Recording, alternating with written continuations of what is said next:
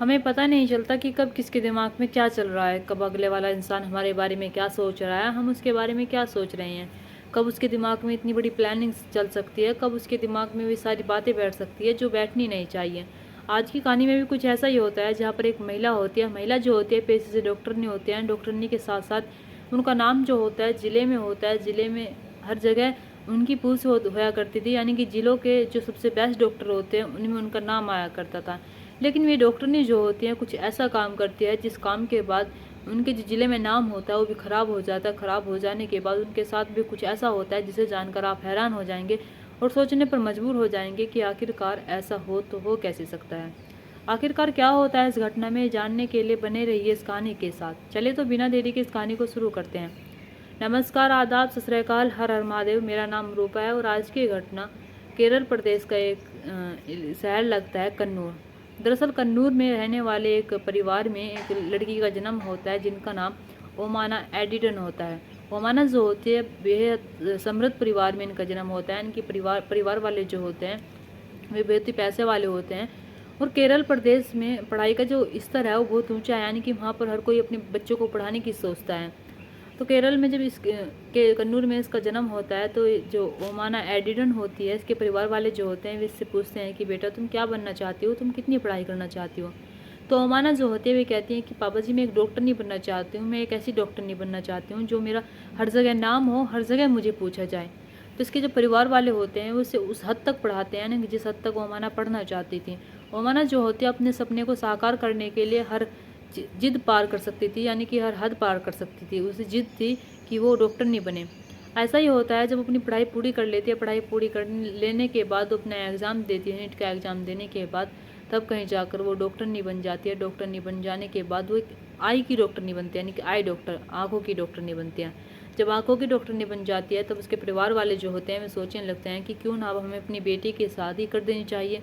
और वो बेटी की शादी अब ऐसे इंसान से करना चाहते थे जैसे कि वो इसके ही लायक हो, यानी कि उसकी बराबर में खड़ा होने वाला हो। तब इसके परिवार वाले जो होते हैं वे देखने लगते हैं उसके लिए रिश्ता देखने के साथ साथ वे इससे पूछते हैं ओमानन से कि तुम किसी से प्यार करती हो, अगर तुम किसी से पसंद करते हो, किसी को अपने लिए काबिल समझते हो तो तुम शादी कर सकते हो। लेकिन ओमाना जो होती है उस वक्त किसी से प्यार नहीं करती थी।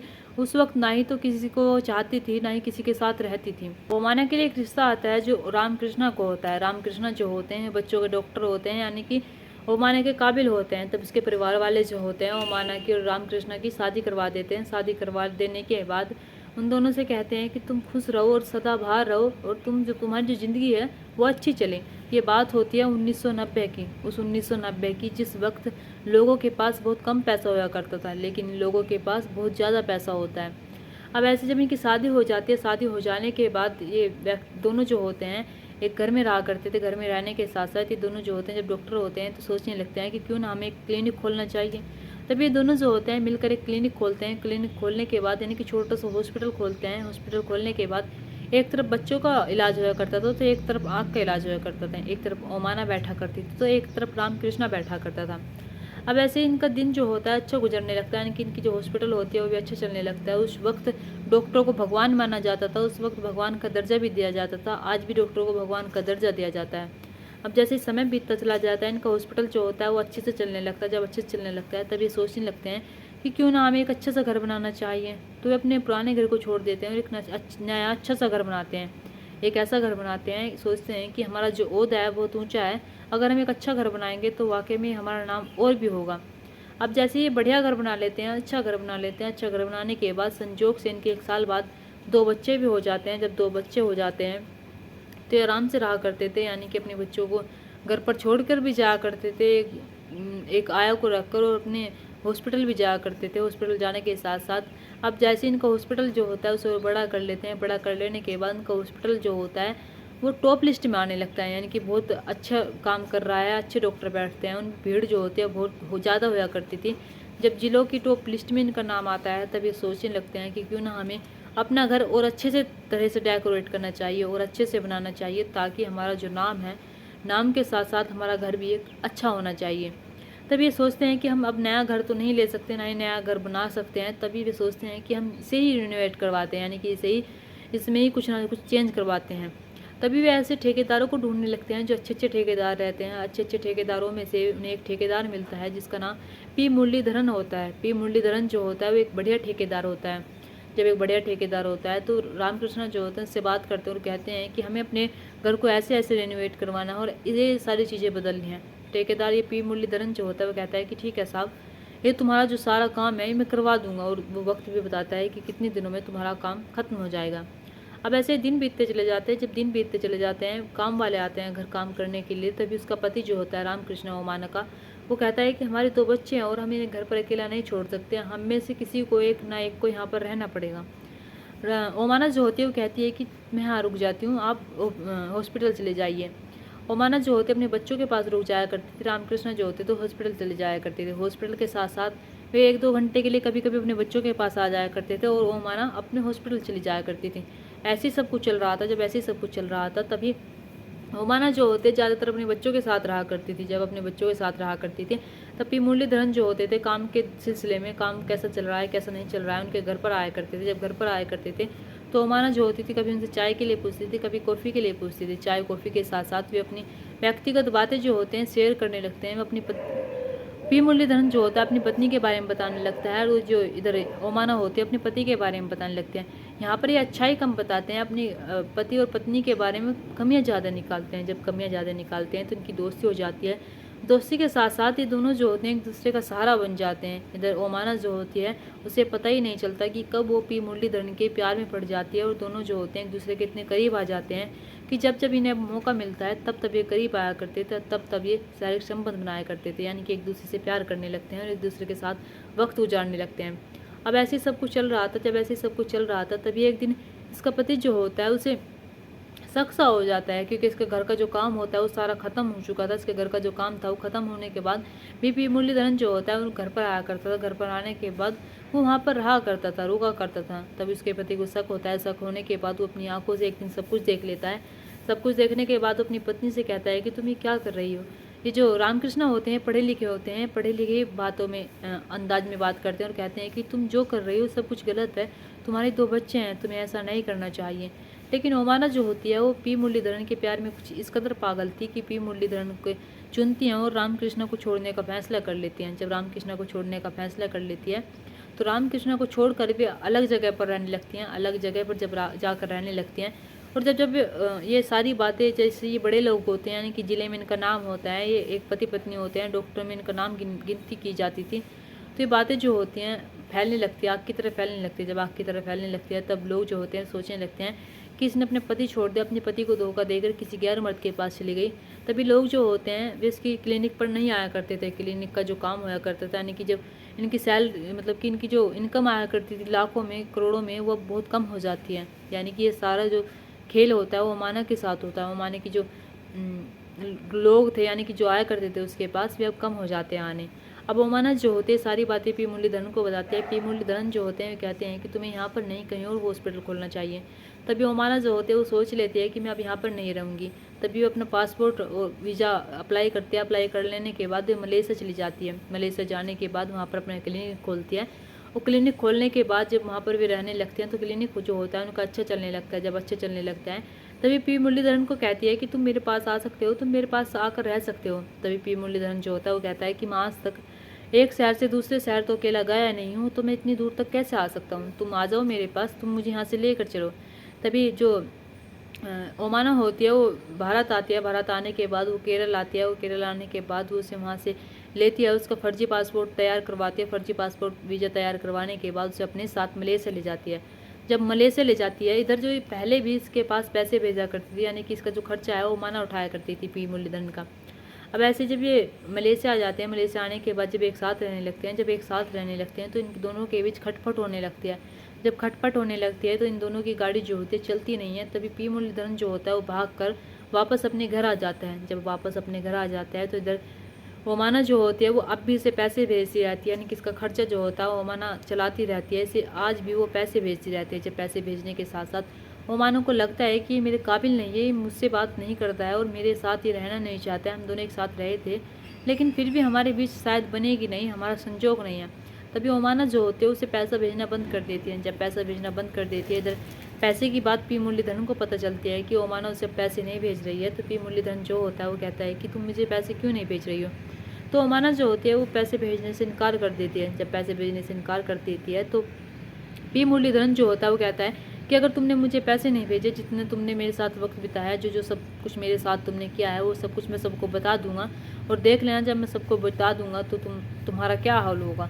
अब जब ये सारी बातें ओमाना को पता चलती है, उसे ब्लैकमेल किया जाता है, तो ओमाना जो होती है वो सोचने लगती है कि क्या कह रहा है। तभी ओमाना जो होती है, यानी कि इन्हें साथ रहते रहते कई साल बीत जाते हैं, कई साल जब साथ रहते रहते बीत जाते हैं, तभी 1995 में आ जाता है। 1995 में जब आ जाता है तभी ओमाना जो होती है वो कहती है कि मैं तुमसे मिलना चाहती हूँ, मैं भारत आ रही हूँ, क्या तुम मुझसे मिलना चाहोगे।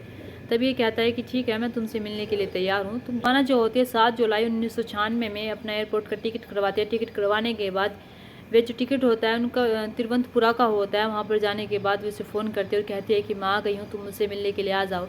पी मुरलीधरन जो होता है वे दोनों जो होते हैं ऊटी आ जाते हैं। ऊटी आने के बाद ये दोनों जो होते हैं एक साथ रहते हैं। एक साथ रहने के साथ साथ दोनों जो होते हैं शारीरिक संबंध बनाते हैं। शारीरिक संबंध बनाने के बाद जब 8 जुलाई आती है, 8 जुलाई में ये पी मुरलीधरन जो होता है इसे पैसे देते हैं और कहते हैं कि तुम शॉपिंग कर सकते हो। और खुद भी ये मार्केटिंग करने के लिए निकल जाती है, यानी कि शॉपिंग करने के लिए निकल जाती है और कुछ पॉलिथीन खरीदती है, यानी कुछ ज़रूरी सामान खरीदते हैं। सामान खरीदने के बाद 8 से 9 जुलाई आ जाती है। 9 जुलाई को ये दोनों जो होते हैं क्लब जाते हैं। क्लब जाने के बाद ये दोनों जब घर पर आते हैं, घर पर आने के बाद पी मुरलीधरन जो होता है जब ओमाना के पास आने की कोशिश करता है, ओमाना के पास आने की जब कोशिश करता है तो ओमाना जो होती है वो कहती है कि अब तुम में वो बात नहीं रही है जो पहले थी, यानी कि तुम में अब वो मज़ा नहीं आता ये सब कुछ करने में मुझे जो पहले आया करता था, यानी कि मैं तुम्हारे साथ सेटिस्फाइड नहीं हूँ। जब ये सारी बातें पी मुरलीधरन सुनता है तो वो कहता है कि तुम क्या बात कर रही हो, यानी कि मेरी मर्दानगी पर तुम सवाल उठा रही हो। तुम तो एक डॉक्टर हो, अगर तुम्हें यही सब पता है, अगर मैं कैसे कर सकता हूँ कैसे नहीं कर सकता हूँ, अगर तुम्हारी कमी पूरी हो सकती है तुम कोई मुझे दवाई बता दो। तभी ये ओमाना जो होती है वो कहती है कि मेरी सारी बातें भाप गई थी, यानी कि तुमने जब मेरे साथ 7 जुलाई को सारे संबंध बनाए थे तब मुझे लग गया था कि तुम्हें मज़ा नहीं आ रहा है। तभी मैं तुम्हारे लिए एक इंजेक्शन लेकर आई हूँ। जब तुम इस इंजेक्शन को लगाओगे तो तुम्हारे अंदर ऐसी पावर आ जाएगी जिससे तुम मेरे साथ अच्छे से कर पाओगे। तभी जो पी मुरलीधरन जो होता है वो अपने हाथ देता है। हाथ देने के बाद ओमाना जो होते हैं उसे इंजेक्शन लगा देते हैं। इंजेक्शन लगाने के बाद पी मुरलीधरन की आंखों के आगे अंधेरा आ जाता है। अंधेरा आ जाने के बाद उसके जो इंजेक्शन दिया गया था वो किसी चीज़ और का तो नहीं था, वो पॉइजन का था। पॉइजन का जब इंजेक्शन दिया जाता है तो इधर जो है पी मुरलीधरन जो होता है तड़प तड़प कर मर जाता है। मर जाने के बाद ओमाना जो होते हैं वो सोचने लगते हैं कि मैं अब क्या करूँ। तभी ओमाना जो होती है उसकी जो मांस होता है उसे अलग कर देती है, यानी कि उसके काट काट टुकड़े टुकड़े कर देती है। टुकड़े टुकड़े कर देने के बाद उसका मांस जो होता है वो अलग रख कर देती है। उसकी हड्डियाँ जो होती हैं अलग रख लेती है। मांस की छोटी छोटी पीस करके वो लैट्रिन के फ्लश में बहा देती है। जब फ्लश में बहा देती है तभी जो हड्डियाँ होती हैं, यानी कि खोपड़ी होती है, ये सारी चीज़ नहीं बहाती। तभी वो उसे एक पॉलीथीन में करती है। पॉलीथीन में करने के बाद एक सूटकेस लेकर आती है। सूटकेस में करती है, वो सारा कमरा साफ़ करती है। कमरा साफ़ करने के बाद उसमें परफ्यूम छिड़कती है। परफ्यूम छिड़कने के बाद अब ये ओमाना जो होते हैं वो 11 जुलाई 1996 को अब ये अलग कमरा बदलते हैं। अलग कमरा बदलने के बाद जब ये अलग जगह जाती है, अलग जगह जाने के बाद वहाँ भी ये थोड़ा बहुत जो बचा कुछ आता है उसे फ्लश करते हैं। फ्लश कर लेने के बाद अभी भी इसके पास हड्डियाँ बची हुई थी, खोपड़ी बची हुई थी जो ये नहीं कर सकती थी। अब ये सोचने लगती है कि मैं करूँ तो करूँ क्या। तभी एक कोडायक में एक ऐसी घाटी है जिस पर एक लड़का, अगर लड़की कोई भी हो, अगर वहाँ पर जाता है सुसाइड करने की कोशिश करता है, अगर नीचे जाता है तो वहाँ पर नहीं पता चलता है और ना जाने वहाँ पर दिन में कितने लोग सुसाइड करते हैं। तभी इसके दिमाग में एक आइडिया आता है कि मुझे इसी घाटी पर जाना चाहिए। उस घाटी पर जाकर मैं इसे फेंक दूँगी। फेंक देने के बाद लगेगा कि इसने सुसाइड किया है। तभी ओमाना जो होती है 12 जुलाई 1996 को एक टैक्सी बुक करती है। टैक्सी बुक करने के बाद वो टैक्सी में बैठती है और कहती है कि मुझे वहाँ पर जाना है, उस घाटी पर जाना है। तो टैक्सी वाला जो होता है 2-3 घंटे का सफ़र होता है। 2-3 घंटे के सफ़र में दोनों जो होते हैं एक दूसरे से बात कर रहे थे।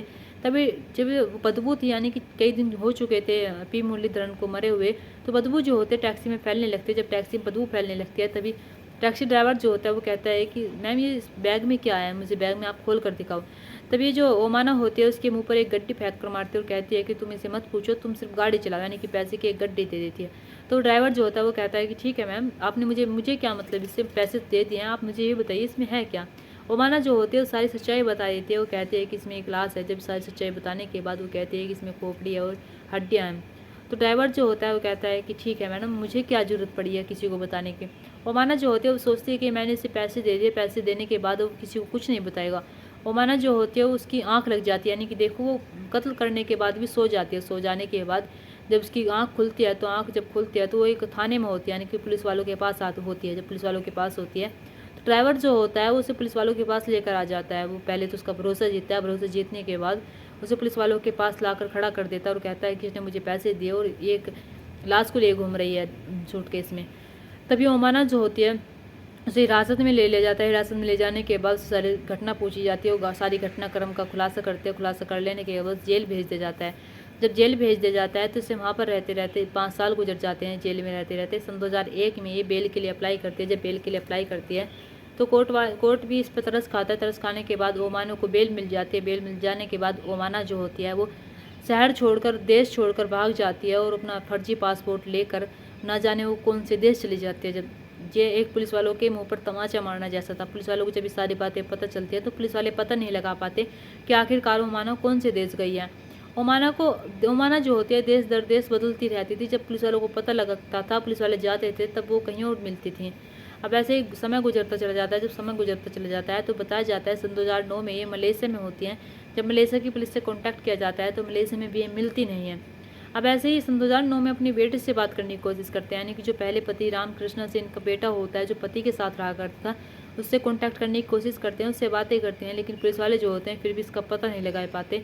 तभी सन 2019 में खबर आती है कि ओमाना ने सुसाइड कर लिया है। ओमाना अब इस दुनिया में नहीं रही है, लेकिन इस खबर की भी पुष्टि नहीं हो पाती है कि ओमाना ने सच में सुसाइड किया है फिर नहीं किया है। ऐसे ही ओमाना जो होती है पुलिस वालों को चकमा दे देती है। चकमा देने के बाद वो ना जाने पुलिस वालों के हाथ लगती भी है फिर नहीं लगती है, और ना जाने उसने सुसाइड किया भी था फिर नहीं किया था। ओमाना जो होती है एक ऐसा खेल रचती है जिस खेल में वो खुद ही निकलती चली जाती है और जिस खेल को वो ऐसे बुरी तरीके से रच देती है कि ओमाना जो होती है एक समृद्ध परिवार से होती है। समृद्ध परिवार से होने के बाद भी वो ऐसा काम कर देती है। आज भी कन्नूर की जो पुलिस है, इसकी जो फाइल है ओपन फाइल खुली हुई है, यानी कि आज भी इसकी तलाश जारी है, लेकिन आज भी ओमाना जो होती है उसका कोई पता ही नहीं है कि आखिरकार ओमाना कहाँ पर है। दोस्तों, इस घटना कहानी को सुनाने का मकसद मेरा आपका दिल दुखाना नहीं था, आपको परेशान करना नहीं था, आपको घटना के बारे में बताना था, आपको सचेत करना था। आप अपने परिवार के साथ खुश रहिए। नमस्कार।